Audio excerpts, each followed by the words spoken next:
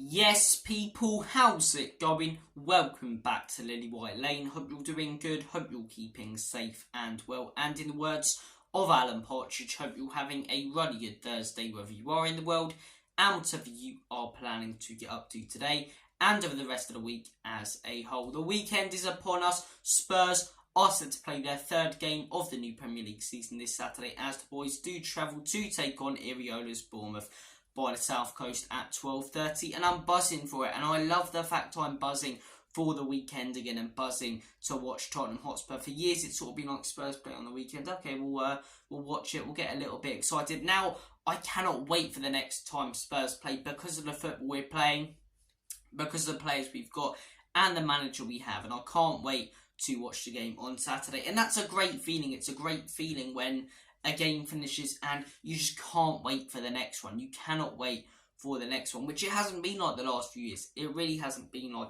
for the last few years. And I've got that excitement that I had when I was a lot younger back for this football club. And I know we're only 2 games into the season and people will laugh at that, but you can see straight away we're not going to change our system no matter the opposition. And I'm looking forward to seeing Spurs play this exciting attacking football again. And we're only going to get better. The players are only going to fit into the system more and more.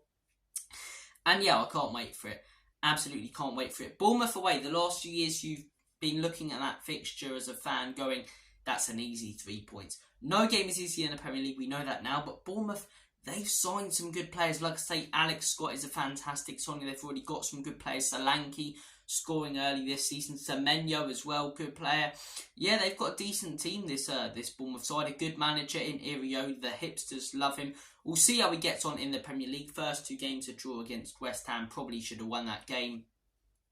And obviously a loss at Anfield, which you can't really judge. But I thought they played fairly well at Anfield. I thought they had a fair few chances. Scored within 3 minutes. Yeah, like I say, we should be winning this game. And if we don't, it will be points dropped. But at the end of the day, it's a tougher game than Bournemouth has been in the last few years. And they're a team you're looking at now going, they're probably going to be safe from relegation. Whereas last year, everyone predicted them to go down. And that a lot of that's due to Gary O'Neill and the brilliant job he has done. But I can't talk too much about Bournemouth as much as a Bournemouth fan could.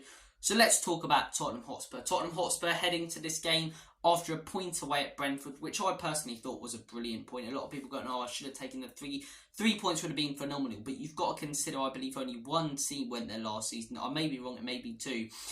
And got a win at the G-Tech. Most teams lost. Man City went to the G-Tech last season and lost. Man United lost 4-0 at the G-Tech last season. Liverpool lost 3-1 at the G-Tech last season.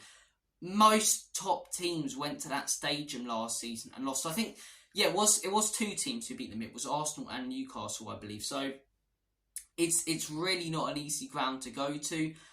And yeah, they've absolutely panned and took apart a lot of top teams there. So to go there and get a point, I thought was a very good result. And that Man United result was phenomenal. And the performance was phenomenal. That midfield 3, I cannot wait to see again. We might not have that exact midfield 3 this weekend because of Maddison's injury concerns. We'll get onto them in a minute. But that midfield 3 against Manchester United, Sarr looked like a 27-year-old top-class player. He was controlling that midfield. He was dominating the ball, dominating possession, flying in with tackles. The amount of times Fernandes and Casemiro, who Man United fans rave on about, backed out of challenges. The guy was... By the way, did you guys see Bruno Fernandes running his mouth yet again in the media? He wasn't running his mouth. Same with Andre Onana when they got denied that penalty, Wolves, on Monday. But there you go. What goes around comes around, done it, Man United? But yeah, controlling that midfield, pocketed Bruno as a central midfielder, Pape Matar, and he looked more experienced than he is. The guy was absolutely awesome. And I think, Ange Postecoglou said himself he's going to give different players in pre-season and the first few games a run out and sort of choose his side.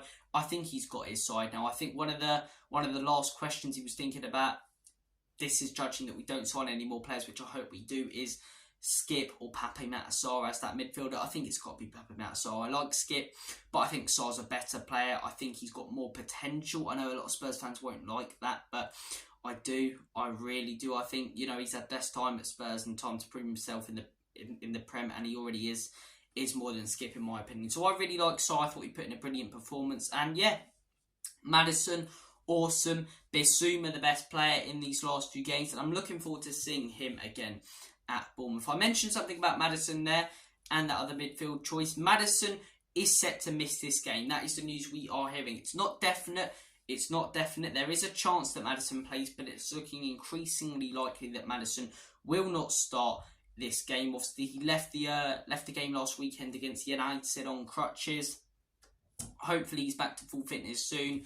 We heard that was just a precautionary. He had a foot scan, and it's nothing serious, which is always good. As soon as we heard, Maddison leaving on crutches, I was like, we can't just have good luck, can we?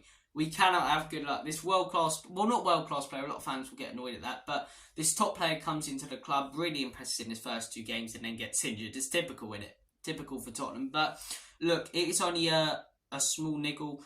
He should be all right for the Burnley game away the weekend after this one, and maybe even the Fulham game midweek in the Carabao Cup, and I hope he is. And time for Giovanni Lo Celso. Since when did a player named Lo Celso exist?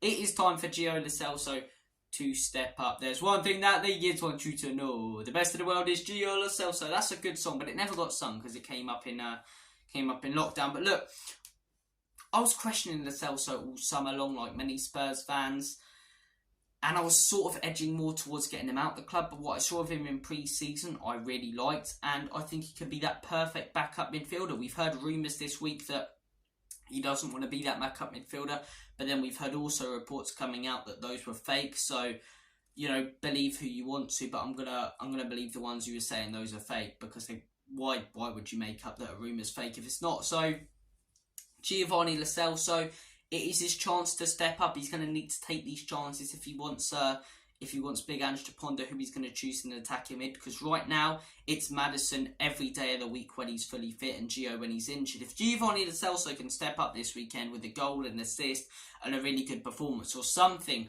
on that level, Ange Postecoglou's then got something to question against Burnley away, and then got something to question against Liverpool and Arsenal, and thinking, it's not that straightforward when choosing that attacking midfielder. That's what top teams have, and that's what you want, that competitiveness for position. So look, Giovanni Lo Celso has a chance to step up. As far as predicted lineup goes, what I predict and what I want are probably similar, in all honesty, after seeing last week. I personally would go with Vicario in goal. I think that's what Ange will go with. I think Ange, I'm going to predict, is going to go with the back 4 again. I think he'll probably go with Udogie again at left wing back. He put in a very good performance in his first 2 games, and I think that's the right choice. Centre back partnership, Van den Ven and Romero, I'd go with. Could Davies get a shout at left back or as a centre back after his goal and good last 10 minutes against Manchester United? Comment your thoughts, but I'd stick with that back 2. I thought Romero was superb against Manchester United, and I think Van den Ven's looked very solid in his first couple of games. Right back, I've said it countless amount of times, I do think we need new right back. I thought Tyler Adams was a good option. He's gone to Bournemouth as well. Speaking of Bournemouth, that's another very, very good signing for Bournemouth, because the guy can cover that right back position and that CDM position very, very well. But look, I do think we need a right back, because I think, yes, we've got a little bit of depth in that position, but both of them have big weaknesses. I cannot speak today. Both our right backs, and that's not including Jed Spence, have big weaknesses. Royale, his pace let him down a lot. We saw it against Brentford, got taken apart by Viscera and Burmo. And at the same time, Porro, it's not an issue of pace, it's more of an issue when it comes to positioning. Nowhere near his man against Manchester United. If Garnacho had his shooting boots on, they could have been 2 or 3-0 up in that first half, despite, in my opinion, us being the better team over the whole 90 minutes. So look, I'm not in favour of either. I'd probably go with Royale, in all honesty. Judging off both performances, I thought they were okay in the first 2 games, but I thought Royale was slightly better. Midfield 3, judging off Madder's injury, I'd go with Bissouma and Sarr again. I think that's what Big Ange will go with as well, and attacking with Lo Celso. I think I'd go with that and Big Ange. Front 3, last week I said Sun Central, but I think the thing is, if you're playing Sun Central, you're going to put Perisic on the left wing, and Perisic is more of a crosser on the ball, and Sun's not the best at heading. So if you're going to put Perisic on the left wing, it's probably more wise to put Richarlison down the middle, but I don't want to do that, and I hope Big Ange doesn't do that. I don't like Richarlison. I think the Pigeon's overrated. Oh, annoying, give it a rest. Like, I go on Liam's show from the Prime View, and he's like, oh, no. I was like, come on, mate. I'll start singing Thomas Tuchel's songs to you, and then you'll kick me off your stream. But, yeah, Richarlison, you guys know I'm not a fan of this guy. I know fans will give him a chance. I can't see him scoring 10 or more goals this season. Honestly, I can't. I think he looks lost in that box and genuinely doesn't know where the back of the net is. Scratch hitting a barn door, he couldn't hit a mansion. Not just the mansion door, he couldn't hit a mansion with a football if it was right in front of him. So look, yeah, Richarlison, I think Big Ange will go with Richarlison's son and Kulusevski, the same front three as he's gone with in the first 2 games. I don't like Richarlison. For Leeds, it's probably too early and he hasn't played any games. He hasn't had any game time. It's probably smart to loan him out to a mid-table Prem side, or maybe, I don't know, even a higher level Championship side or a French side. That's what Arsenal have done with players like Balogun, and look at the player he's coming back for. He's a player who we were even looking at. So, look, I think Big Ange will go with the same front three. If I was manager, based on the Perisic-Son thing and how they sort of cancel each other out, I'd probably go with Son left wing again. I thought he was really good against Man United, actually, to be fair.